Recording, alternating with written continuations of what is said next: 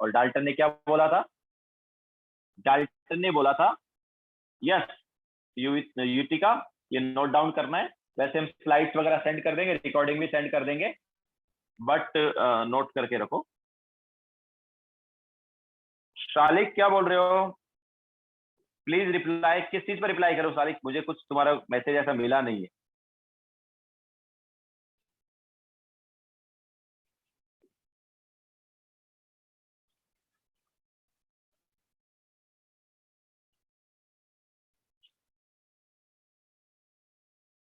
Yes I will send group recording on group. NIT में biomedical होता है ना? यस यस सानिक होता है, मतलब सारे में नहीं, लेकिन कुछ कुछ एनआईटी में मिलेगा तुम्हें। Basic concept of came atomic structure के बाद होगा। Okay, so Dalton law of atomic theory. तो सबसे पहले हमें डाल्टन ने बताया था एटम के बारे में। तो डाल्टन क्या बोलता है? डाल्टन बोलता है कि atom is the smallest and indivisible particle.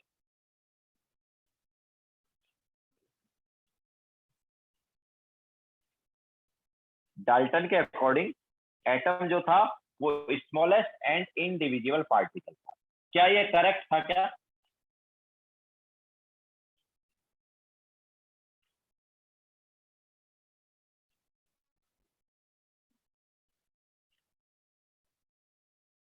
No, it is not correct. Individual means कि उसको फर्दर डिवाइड नहीं कर सकते। ओके, या वो कुछ पार्टिकल से मिलके नहीं बना। तो क्या ये करेक्ट था क्या? नहीं, ये करेक्ट नहीं था। ठीक है, तो इसका ड्रॉबैक था। क्या ड्रॉबैक था यार इसका? तो इस पॉइंट का ड्रॉबैक ये था कि ऐसा नहीं होता है। हमारे पास एटम से भी छोटे पार्टिकल्स होते हैं। ओके, एटम से भी छोटे पार्टिकल होते हैं, और वो कौन है? इलेक्ट्रॉन एंड प्रोटॉन वगैरह। Okay, so later on sub particles, electron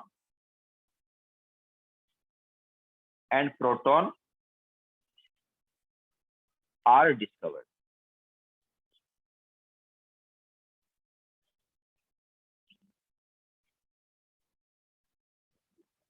clear है सभी को?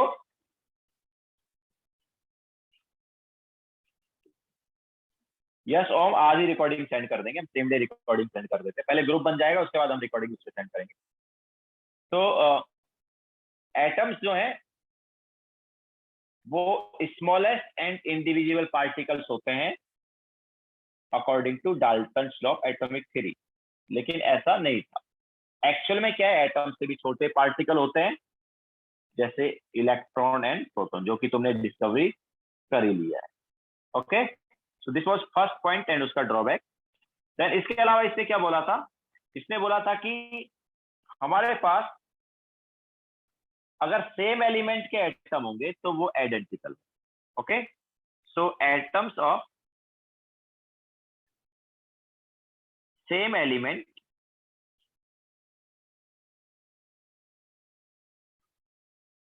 Are identical in all respect. क्या ये करेक्ट था क्या? क्या सेम एलिमेंट के एटम आइडेंटिकल होंगे क्या?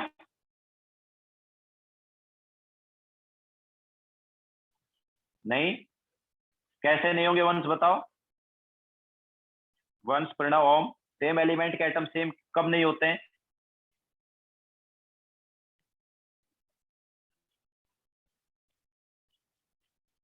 यस वंश, आइसोटोप के केस। आइसोटोप में जो एटम्स होते हैं वो सेम एलिमेंट के होते हैं, लेकिन उनका मास नंबर अलग रहता है। मास नंबर अलग होने की वजह से फिजिकल प्रॉपर्टीज अलग आती है। ओके, तो इस पॉइंट का ड्रॉबैक क्या हो गया?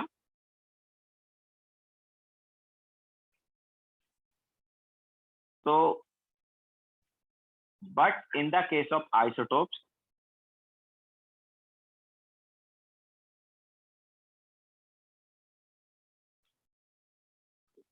Physical properties are different.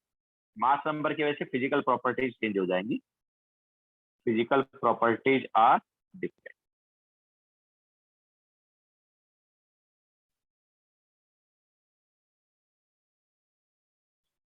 Okay, so this is second point and उसका ड्रॉबैक। ओके, लिखो फटाफट फिर आगे चलते हैं। सर फर्स्ट पॉइंट सिखाओ ना प्लीज। फर्स्ट पॉइंट बताया ना हम याद कि एटम जो है डाल्टन के अकॉर्डिंग एटम बहुत छोटे पार्टिकल थे और उन्हें फर्दर डिवाइड नहीं किया जा सकता।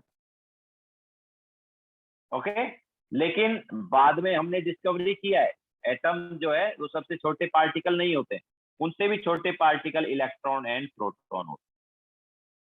ओके, तो ये उसका ड्रॉबैक होगा।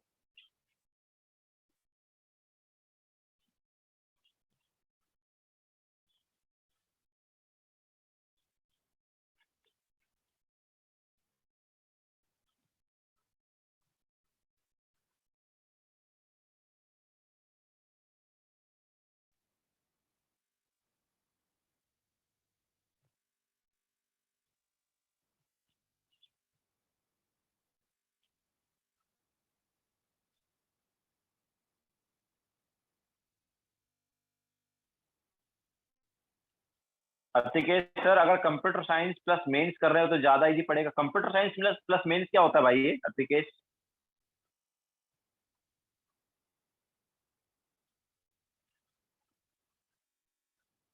11th में कंप्यूटर साइंस की बात कर रहे हो तुम? 11th में कंप्यूटर साइंस लेने की?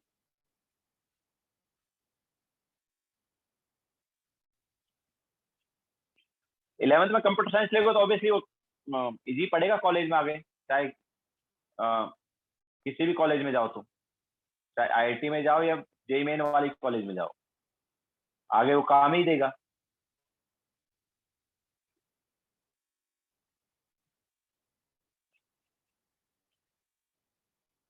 Okay, so this is second point. Now third point लिख दिया ना दोनों पॉइंट सभी ने, आगे चले ना। Now fourth point, sorry third point. Form नहीं लिखा क्या? जल्दी लिखो।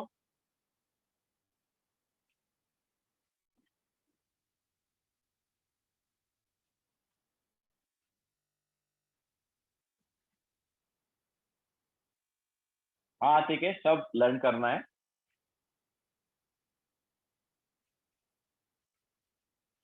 Now third point. तो जैसे इसने बोला था कि सेम एलिमेंट के एटम्स आइडेंटिकल होंगे, वैसे ये बोलता है कि अलग अलग एटम मतलब अलग अलग एलिमेंट के एटम है तो अलग अलग होंगे या डिफरेंट होंगे। तो एटम्स ऑफ डिफरेंट एलिमेंट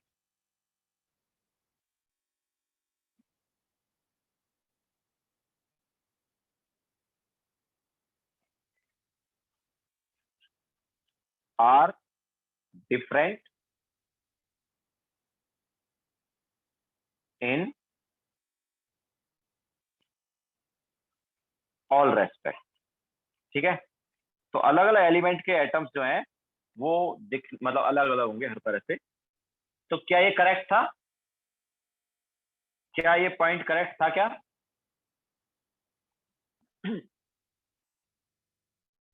नहीं था? था? कुछ लोग बोल रहे था, कुछ लोग बोल रहे नहीं था। तो जो लोग बोल रहे नहीं था, तो कोई बता सकता है कि क्यों नहीं था? कहां पे रॉन्ग हो गया है पॉइंट? डिफरेंट एलिमेंट के एटम जो है डिफरेंट होते हैं ऐसा बोला था डाल्टन ने, लेकिन कुछ लोग बोल रहे हैं कि ये करेक्ट नहीं था। ठीक है, तो देखो हमारे पास आइसोबार की अगर हम बात करेंगे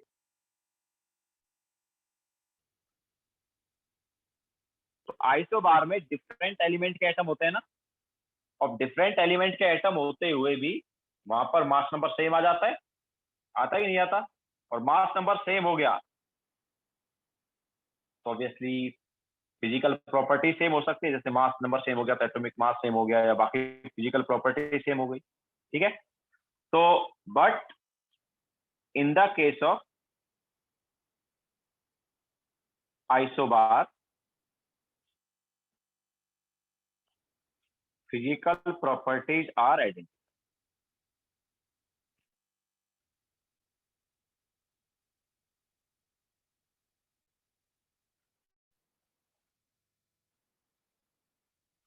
ठीक है, आइसोबार के केस में फिजिकल प्रॉपर्टीज जो है वो आइडेंटिकल हो जाएंगे, तो हम ऐसा बोल सकते हैं कि आइसोबार के केस में ये एक्सेप्शन हो। ठीक है, वहां पर Dalton law of atomic theory fail हो गई। क्लियर है सबको? देन इसके बाद इसने बताया था कि किसी भी केमिकल रिएक्शन में एटम्स जो है वो कंजर्व होते हैं। कोई भी केमिकल रिएक्शन अगर हम लेंगे तो उसमें एटम्स का क्या होगा, कंजर्वेशन होगा। ओके, तो atoms are conserve in a chemical reaction. ठीक है, atoms are conserve in a chemical reaction, इसका मतलब क्या है कि जितने एटम्स तुम किसी एलिमेंट के रिएक्टेंट में लोगे उतने ही एटम्स उस एलिमेंट के हमेशा बने रहेंगे, मतलब उतने ही एटम्स उस एलिमेंट के प्रोडक्ट में भी आएंगे। ठीक है, so that is number of atoms of element is taken in reactant is equal to number of atoms of that element in product।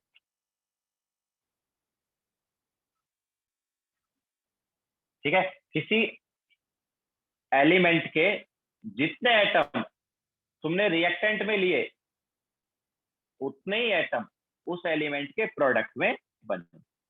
तो इसमें कोई मिस्टेक नहीं,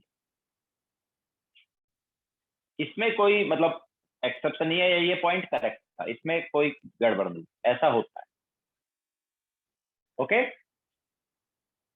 इसी को हम law of conservation of atoms भी बोल सकते हैं। तो किसी भी केमिकल रिएक्शन में पर्टिकुलर एलिमेंट के एटम्स क्या होते हैं, कंजर्व होते हैं। कंजर्व होते हैं मतलब ना तो उस एलिमेंट के एटम को हम खत्म कर सकते और ना ही कोई नए एटम बना सकते। ओके, उस एलिमेंट के जो एटम्स हैं वो क्या रहेंगे, कंजर्व रहेंगे। ठीक है, इसको हम ऐसे बोल सकते हैं कि जैसे हमारे पास मान लो ये रिएक्शन है। ठीक है, तो जितने हमने हाइड्रोजन के एटम रिएक्टेंट में लिए उतने ही हाइड्रोजन के एटम इस H2 में रहेंगे। समझ आया? जितने ही ऑक्सीजन के एटम रिएक्टेंट में लिए उतने ही ऑक्सीजन के एटम H2 में रहेंगे। क्लियर है? तो किसी भी केमिकल रिएक्शन में किसी एलिमेंट के एटम्स जो है वो कंजर्व होते हैं। जितने एलिमेंट तुम रिएक्टेंट साइड लेते हो उतने ही एलिमेंट मतलब उतने ही एटम्स एलिमेंट के प्रोडक्ट साइड में। क्लियर है सबको? तो ये है हमारे पास Dalton's law of atomic theory. Okay, या डाल्टन्स एटॉमिक थ्योरी बोल सकते हैं। Okay, this is Dalton's atomic theory. Law की बजाय इसको सिंपल हम बोल देते हैं डाल्टन्स एटॉमिक थ्योरी, वो ज्यादा बेटर रहेगा। Dalton's atomic theory.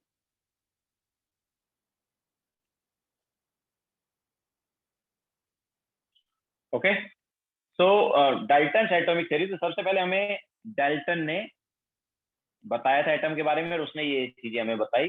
मैक्सिमम जो है ऑब्वियसली एक्सेप्शन टाइप ही था। ठीक है, मैं बोल सकता हूँ मैक्सिमम थ्योरीज का ड्रॉबैक था, मतलब मैक्सिमम पॉइंट्स का क्या था यहाँ पर, ड्रॉबैक था। But law of conservation of atoms वाला जो है वो यहाँ पर क्या था, correct. Okay, law of conservation of atoms होता है, मतलब किसी भी केमिकल रिएक्शन में ना तो एटम्स कंजर्व होते हैं और ना ही मतलब ना किसी रिएक्शन में एलिमेंट के एटम क्या होते हैं, कंजर्व होते हैं, मतलब ना तो डिस्ट्रॉय होते हैं और ना ही नए क्रिएट किए जाते हैं। ओके, यस ओम, ये लर्न करना है। सो ये तो हो गया डाल्टन एटॉमिक थ्योरी। अच्छा, डिस्कवरी के टाइम तुम्हें इसका डिस्कवरी कराया सर ने? न्यूट्रॉन का डिस्कवरी हुआ है क्या?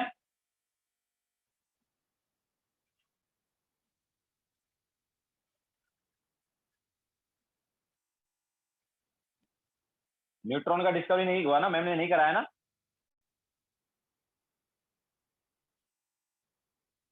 ओके ठीक है, तो न्यूट्रॉन का डिस्कवरी नहीं हुआ है तो वो भी करा देते हैं। चलो तो नेक्स्ट हम न्यूट्रॉन का डिस्कवरी ले लेते हैं।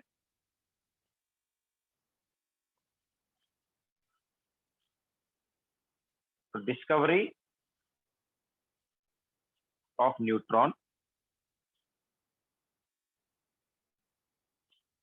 तो देखो एक्चुअली इसका डिस्कवरी किया था जेम्स चैडविक ने, बट उसका जो एम था वो डिस्कवरी करने का नहीं था। जेम्स चैडविक जो है उसने इसका डिस्कवरी किया था, तो वो ऐसा नहीं कि न्यूट्रॉन डिस्कवर करना चाह रहा था, ऐसा कुछ था नहीं। वो एक्चुअली क्या न्यूक्लियर रिएक्शन कर रहा था। न्यूक्लियर रिएक्शन में क्या होता है, न्यूक्लियस आपस में टकराते हैं, तो ऐसे ही वो न्यूक्लियर रिएक्शन कर रहा था, तो उसे गलती से वहां पर इलेक्ट्रॉन मतलब न्यूट्रॉन मिल गया, या मैं बोल सकता हूँ कि वो न्यूक्लियर रिएक्शन करते करते उसको न्यूट्रॉन का डिस्कवरी हो गया। ओके, तो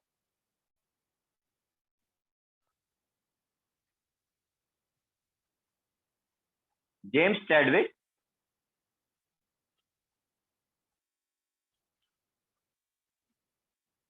discovered neutron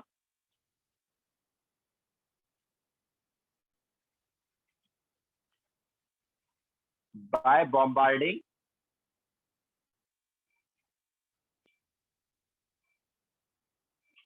alpha particles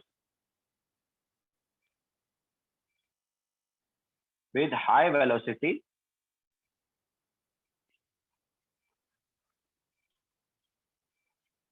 on boron and beryllium nucleus।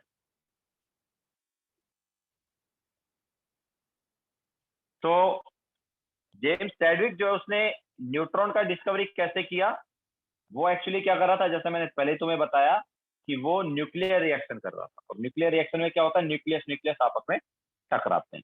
तो ये जो अल्फा पार्टिकल है, this is nothing but helium nucleus. Alpha particle क्या होता है, हीलियम न्यूक्लियस होता है।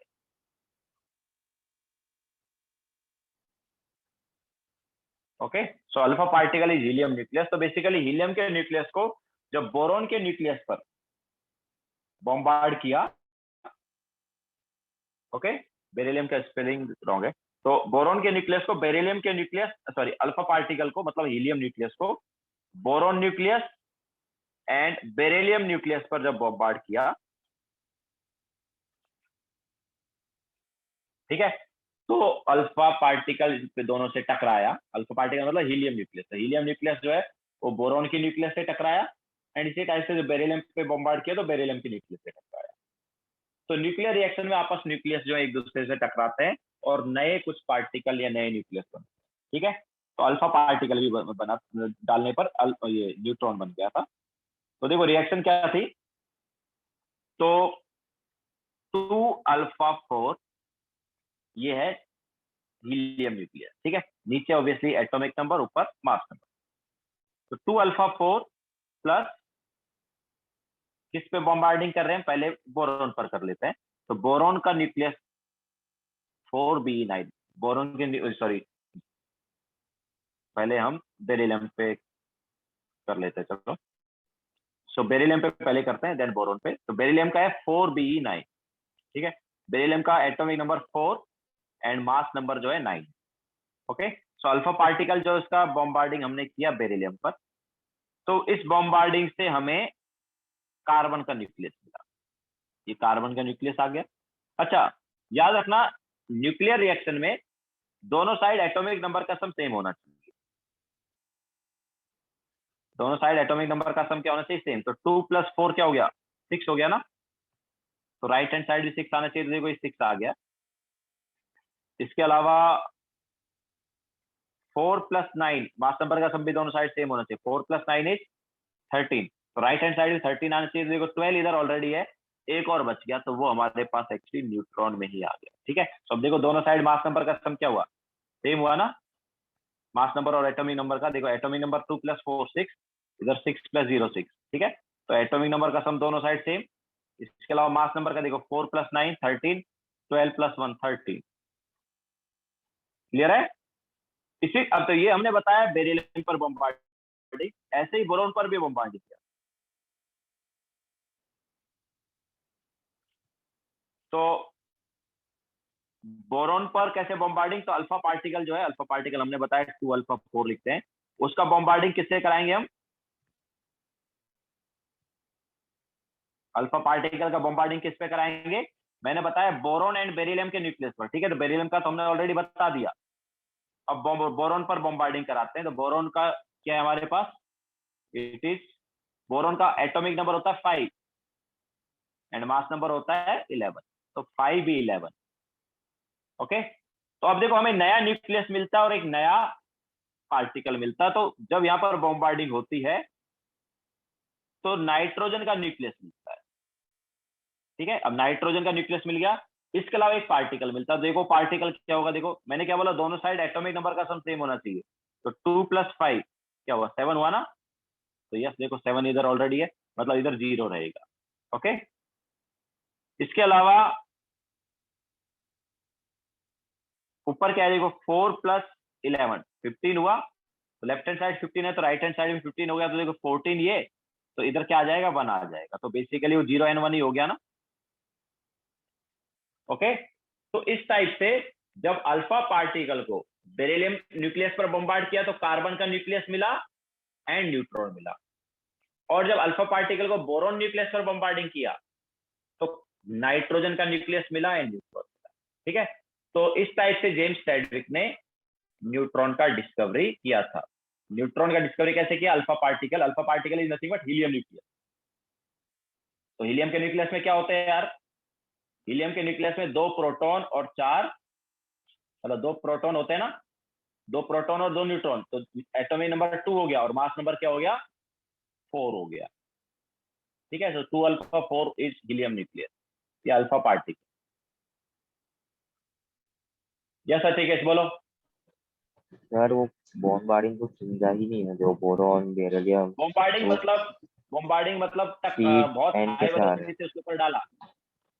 क्या बोल रहे हो? हाँ, मतलब वो आपने क्या एग्जाम्पल आपके समझा, कुछ समझा ही नहीं, कुछ भी नहीं। कुछ भी नहीं समझा इसमें? समझाने कितना कुछ था क्या? अपने पास एक बेरिलियम न्यूक्लियस है, ठीक है। उस बेरिलियम न्यूक्लियस पर अल्फा पार्टिकल बॉम्बार्ड किया। अल्फा पार्टिकल मतलब हीलियम न्यूक्लियस। तो 2 न्यूक्लियस आपस में टकरा रहे हैं और नया न्यूक्लियस बना रहे हैं। तो कैसे बनेगा नया न्यूक्लियस? तो मैंने बताया कि नीचे जो है हमारे पास ये एटॉमिक नंबर है, इसका सम दोनों साइड सेम रहेगा। तो 2 + 4 6, तो राइट हैंड साइड भी 6 ही आना चाहिए।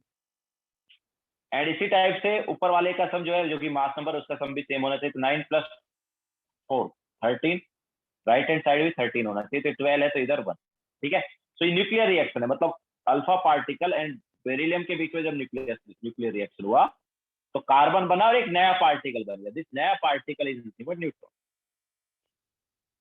ऐसे ही अल्फा पार्टिकल को जब बोरॉन पर बॉम्बार्ड किया तो जो नया न्यूक्लियस बना वो नाइट्रोजन था और जो पार्टिकल एक नया आया वो न्यूट्रॉन। समझ आया?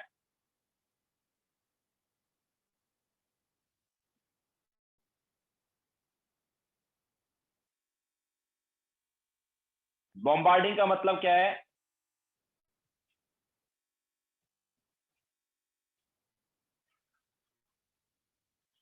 यस बोलो।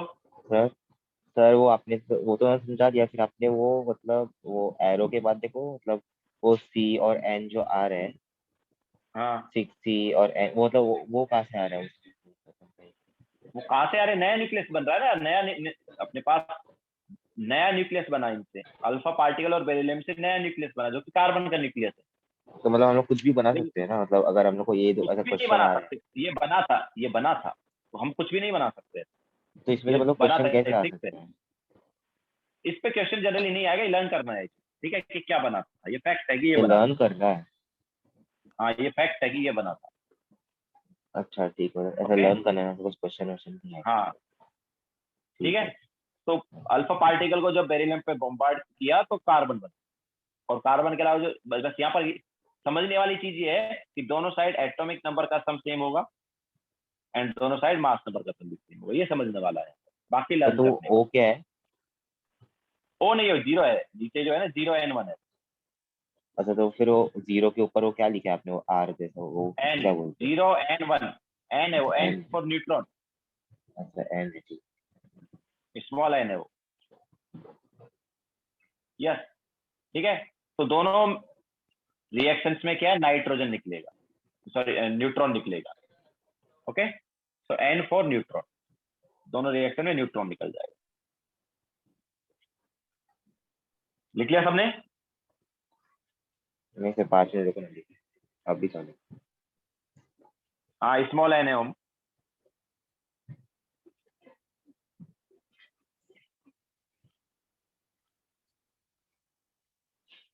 नहीं, हमें सारे मास नंबर और एटॉमिक नंबर याद रखने की जरूरत नहीं है, जस्ट ये वाला जो है तुम्हें याद रख लो कि ऐसा हुआ था। ठीक है। और सर हेलो। हेलो। अब बोलो। सर वो आपने जो डेल्टन और एटॉमिक थ्योरी में जो आपने वो नोट्स लिखा है, वो हम लोग को लर्न करना है हाँ लर्न कर। पूरा, मतलब उसमें एग्जाम में से क्वेश्चन आएगा इसमें से? जनरली ये वाले पार्ट, स्टार्टिंग वाला पार्ट है तो बेसिक वाला पार्ट है, जो तुम 9th 10th वगैरह में भी पढ़ चुके होते हैं ये सब चीजें। तो जनरली इससे नहीं पूछते हैं, मेनली जो पूछा जाता है वो बोर्स मॉडल वगैरह के बाद वाला पूछा जाता है।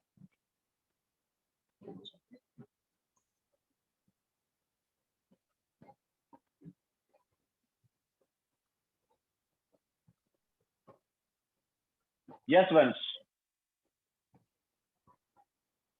क्योंकि एटम जो है वो बेसिक यूनिट हो गया ना, तो एटम बेसिक यूनिट हो गया, तो मास की अगर बेसिक यूनिट की बात करेंगे तो एटॉमिक मास।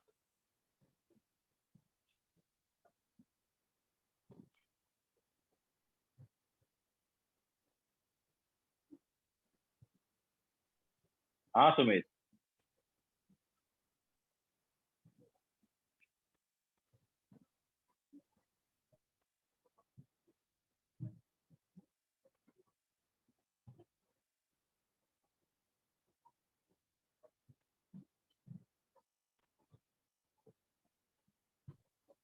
वंस रिक्वायर्ड नहीं है वो फर्स्ट वाले पॉइंट में क्लियर हो जाता है, जो हमने फर्स्ट पॉइंट लिखवाया वही उसके लिए इनफ है।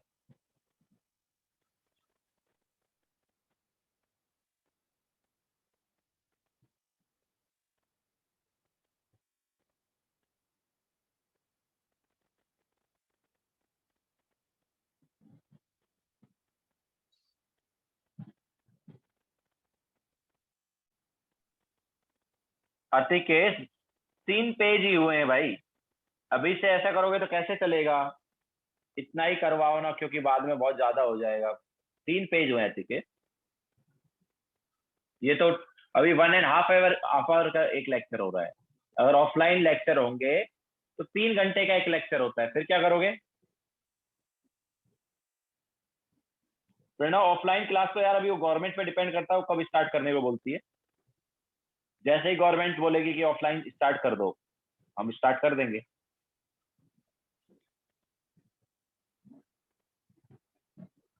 ऑनलाइन में क्या लेक्चर का जो टाइमिंग है वो कम रखा है, 1.5 आवर का रखा है, क्योंकि आंखों पे जोर पड़ता है ना। ठीक है, हो गया सबका, चले आगे। नाउ अब देखो, ये हमारे पास दोनों रिएक्शन में क्या निकला, अल्फा पार्टिकल निकला। तो दोनों रिएक्शन में न्यूट्रॉन निकला। अब इस न्यूट्रॉन पर जब हम इलेक्ट्रिक फील्ड या मैग्नेटिक फील्ड अप्लाई करते हैं तो कोई फर्क नहीं पड़ता है। देखो अगर हमारे पास याद है, इलेक्ट्रॉन पर जब हम इलेक्ट्रिक फील्ड अप्लाई करते थे तो इलेक्ट्रॉन पॉजिटिव साइड भाग जाता था। क्यों भाग जाता था पॉजिटिव साइड? क्योंकि इलेक्ट्रॉन पर नेगेटिव चार्ज। और प्रोटॉन के टाइम पे मतलब एनोड रे के टाइम पे, है ना। तो एनोड रे के टाइम पर या प्रोटॉन के टाइम पर जब हम इलेक्ट्रिक फील्ड अप्लाई करते थे तो नेगेटिव साइड भाग जाता था। ठीक है, क्यों? क्योंकि प्रोटॉन पर पॉजिटिव चार्ज था इसलिए वो नेगेटिव साइड भाग गया। अब जब हम न्यूट्रॉन पर सेम चीज अप्लाई करते हैं तो हम देखते हैं ना तो पॉजिटिव साइड जाता है ना नेगेटिव साइड जाता है। क्यों? क्योंकि न्यूट्रॉन पर कोई चार्ज नहीं होता है, न्यूट्रॉन तो न्यूट्रल होता है। ओके, तो चलते हैं आगे। तो द रेडिएशन एक्चुअली क्या, ये न्यूट्रॉन निकल रहा है ना रिएक्शन से बाहर, ठीक है, बाहर आ रहा है, मतलब रिएक्शन होने की वजह से निकल रहा है, तो रेडिएट बोल सकते हैं, रेडिएशन बोल सकते हैं। तो the radiation of neutron is unaffected by electric and magnetic field। Continue लिखना है। हाँ, उसी का कंटिन्यूशन है। इलेक्ट्रिक एंड मैग्नेटिक फील्ड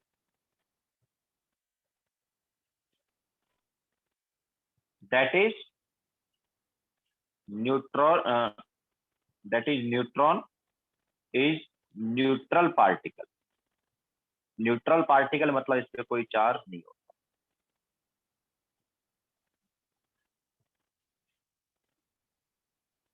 ठीक है, ना तो इस पे पॉजिटिव चार्ज होगा ना नेगेटिव चार्ज होगा, ये न्यूट्रल होता है।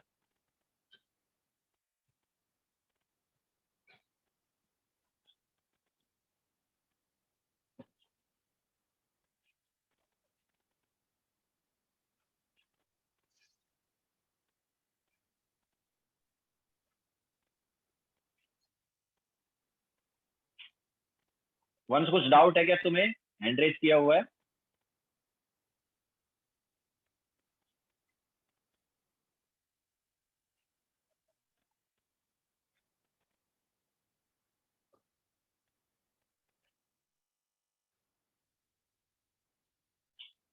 ओके, तो ये हमारे पास न्यूट्रॉन हुआ। अच्छा, नाउ तीनों सब पार्टिकल को कंपैरिजन बताया क्या मैम ने? तीनों सब पार्टिकल का चार्ज मास वगैरह बताया क्या मैम ने?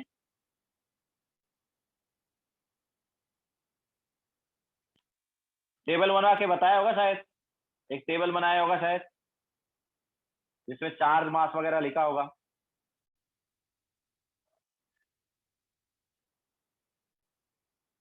मैक्सिमम लोग यस बोल रहे हैं, एक दो नहीं बोल रहे हैं, इसका मतलब कराया है। ओके, मैक्सिमम लोग यस बोल रहे हैं। तो ये हमारे पास हो गया न्यूट्रॉन का डिस्कवरी।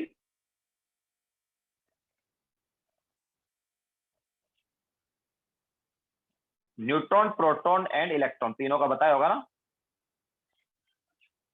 यस, ठीक है। तो ये हमारे पास अल्फा पार्टिकल, अच्छा ये अल्फा पार्टिकल के बारे में बात नहीं कर रहा हूँ मैं, न्यूट्रॉन एंड प्रोटॉन वगैरह की बात कर रहा हूँ, न्यूट्रॉन, प्रोटॉन, इलेक्ट्रॉन। ठीक है, तो ये हो गया discovery of neutron. Now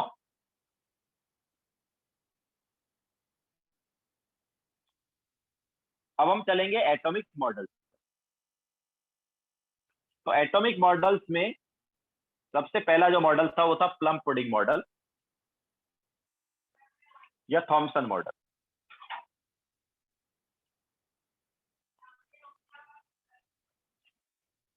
atomic models में सबसे पहले वाला था प्लम पुडिंग मॉडल या थॉमसन मॉडल। कराया क्या मैम ने?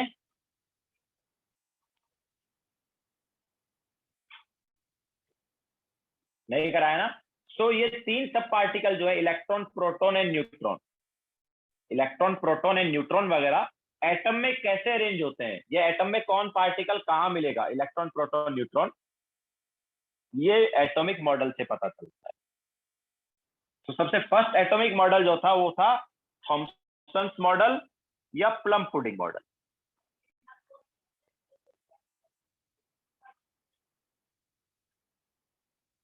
ओके, थॉमसन मॉडल या प्लम पुडिंग मॉडल जो है ये फर्स्ट वाला मॉडल। तो इस मॉडल के अकॉर्डिंग हमारे पास एटम जो है वो स्पेरिकल होता है। एटम क्या होता है? स्पेरिकल होता है। एंड स्पेरिकल एटम में कुछ कुछ हमारे पास इलेक्ट्रॉन्स होंगे रैंडमली डिस्ट्रीब्यूट, इसके अलावा रिमेनिंग सरफेस जो है वो पॉजिटिवली चार्ज होगा।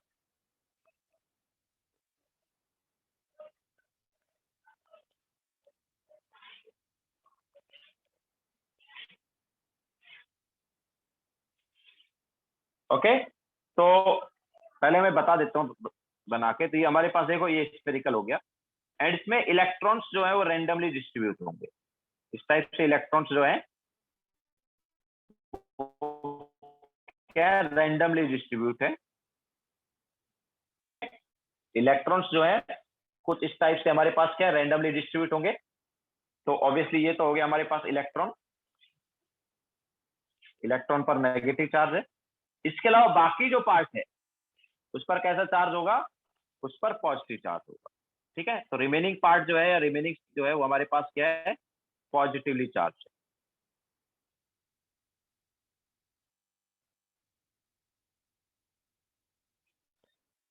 ठीक है, तो बाकी जो पार्ट होगा वो पॉजिटिवली चार्ज होगा और इलेक्ट्रॉन जो है वो नेगेटिवली चार्ज होगा।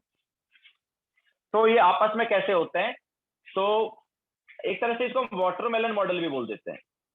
इसको हम क्या है, वाटरमेलन मॉडल भी बोल देते हैं। क्यों? क्योंकि जैसे वाटरमेलन में मैं बोल दूंगा कि जो बीज है, जैसे इलेक्ट्रॉन एक तरह से क्या हो गए, वाटरमेलन के बीज हो गए। ठीक है, तो जो बीज है उन पर वो इलेक्ट्रॉन है, और बीजों के अलावा जो बचा हुआ पार्ट है, वाटरमेलन के जो सीड्स या बीज है उनके अलावा जो बचा हुआ पार्ट है वो कैसा है, पॉजिटिव चार्ज है। ठीक है, तो इसको वाटरमेलन मॉडल भी बोल दिया जाता है। बाकी प्लम पुडिंग मॉडल जो है वो हम बोलते हैं भार के according.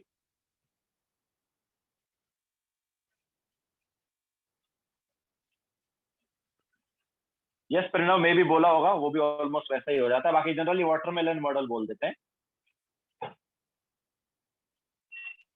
Okay, so plum pudding model में मतलब ये बेसिकली ये इलेक्ट्रॉन जो है, ये एक तरह से प्लम, एंड पॉजिटिवली चार्ज ये वाला पार्ट जो है ये है pudding.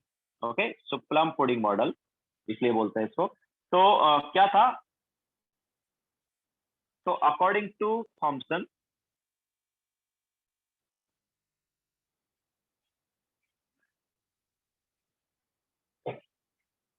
Atom is spherical,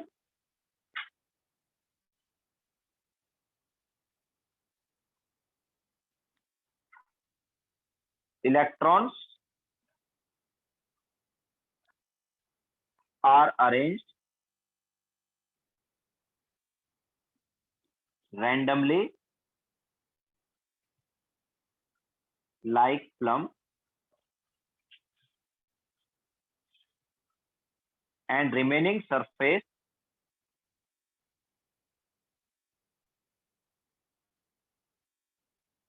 is positively charged.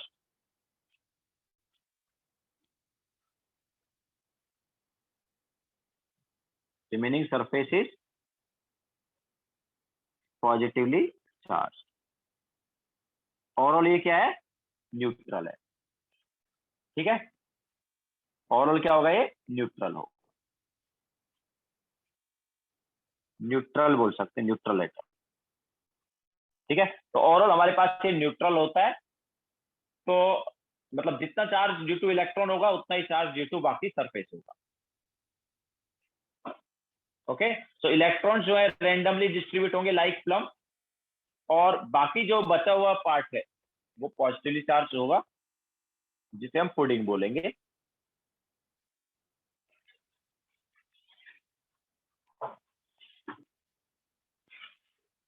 Okay,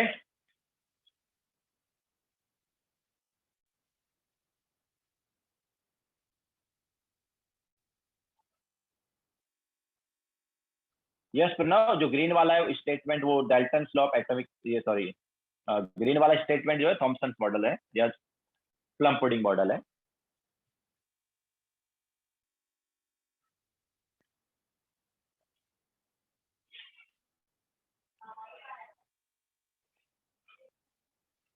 हाँ वंश, ये सबसे फर्स्ट वाला मॉडल है। मतलब एटॉमिक मॉडल जो है, या एटम में इलेक्ट्रॉन, देखो डाल्टन थ्योरी में तो क्या, डाल्टन एटॉमिक थ्योरी में तो मतलब इलेक्ट्रॉन प्रोटॉन की बात ही नहीं की गई थी। वो तो बोलता है कि एटम ही सबसे छोटा है ना। लेकिन अभी हम जो मॉडल की बात कर रहे हैं, क्या कर रहे हैं कि एटम में जो पार्टिकल्स हैं वो कैसे होंगे। तो एक्चुअली थॉमसन जो है ना, थॉमसन उसने ही इलेक्ट्रॉन का डिस्कवरी किया था, ये तो तुम्हें पता होगा। तो इसने जब इलेक्ट्रॉन का डिस्कवरी किया तो और कोई पार्टिकल तब तक डिस्कवर हुआ ही नहीं था। तो इसने ये जो मॉडल दिया ये अपनी डिस्कवरी के बेसिस पर दिया। इसे ये पता था कि यार एटम जो ओवरऑल न्यूट्रल है, और इसे ये भी पता था कि एटम में इलेक्ट्रॉन है क्योंकि उसका इसने डिस्कवरी कर लिया। तो वो बोला कि इलेक्ट्रॉन में, मतलब एटम में इलेक्ट्रॉन होते हैं ऐसे रैंडमली, बीच बीच में कहीं पे इलेक्ट्रॉन होंगे और उनपे नेगेटिव चार्ज होगा। लेकिन दूसरा तब तक प्रोटॉन डिस्कवर हुआ ही नहीं था। तो उसने क्या बोल दिया कि उसको बैलेंस को, जो इलेक्ट्रॉन का चार्ज है उसको बैलेंस करने के लिए बाकी बची सरफेस पर क्या रहेगा, पॉजिटिव चार्ज होगा। समझाया। तो ये था हमारे पास थॉमसन मॉडल, जिसे हम प्लम पुडिंग मॉडल भी बोलते हैं या वाटरमेलन मॉडल भी बोलते हैं।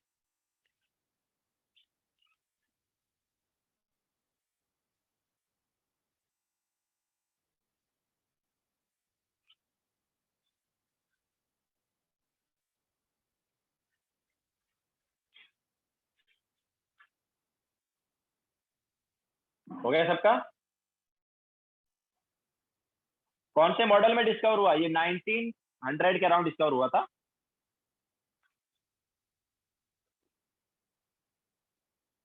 1904 में डिस्कवर हुआ था। यस ओम बोलो। सर प्लीज एक्सप्लेन करो ना, वो मैं अभी ज्वाइन हुआ, वापिस बाहर निकल गया था नेटवर्क इशू से। देखो क्या है, थॉमसन ने क्या बोला, उसने बोला कि जो एटम है वो स्फेरिकल है और न्यूट्रल है। ठीक है, स्फेरिकल है मतलब स्फेरिकल एटम है। इसमें जो इलेक्ट्रॉन्स है ना वो रेंडमली डिस्ट्रीब्यूट होंगे, जैसे वाटरमेलन के बीज होते हैं। ठीक है, वाटरमेलन के जैसे बीज होते हैं। तो वाटरमेलन का बीज जो एक तरह से इलेक्ट्रॉन हो गया, और बाकी जो बचा हुआ सरफेस है वो पॉजिटिवली चार्ज। वाटरमेलन के बीज के अलावा जो बचा हुआ पार्ट है वो पूरा क्या है, पॉजिटिवली चार्ज। और ये चार्ज ऐसा होना चाहिए कि ओवरऑल ये क्या हो जाए, न्यूट्रल हो जाए। समझाया।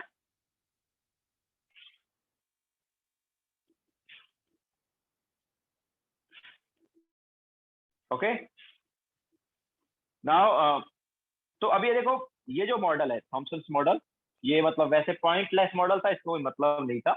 क्योंकि आगे जब नेक्स्ट वाला एक्सपेरिमेंट किया गया, जो कि किया था रदरफोर्ड ने, तो वहां पर ये मॉडल फेल हो गया। ओके, तो पहले तो इस एक्सपेरिमेंट, मतलब इस मॉडल का कोई एक्सपेरिमेंटल एविडेंस था नहीं।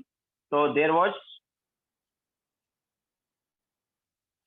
नो एक्सपेरिमेंटल एविडेंस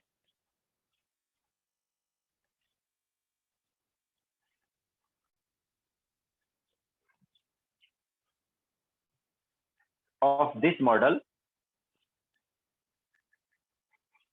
ठीक है, इस मॉडल का कोई एक्सपेरिमेंटल एविडेंस नहीं था। इसके साथ साथ ये जो है ये फेल हो गया था जो रदरफोर्ड का एक्सपेरिमेंट हुआ था।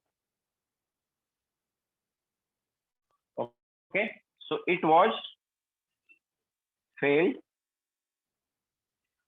to explain Rutherford's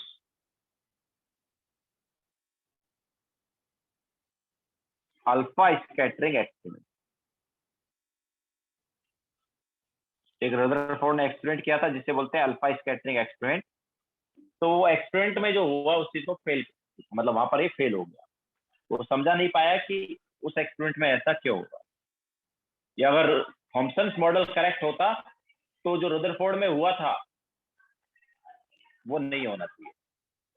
ठीक है, रदरफोर्ड एक्सपेरिमेंट के टाइम पे जो हुआ था, स्कैटरिंग हुआ था अल्फा पार्टिकल्स का, वो नहीं होना चाहिए था अगर थॉमसन मॉडल जो है वो करेक्ट होता।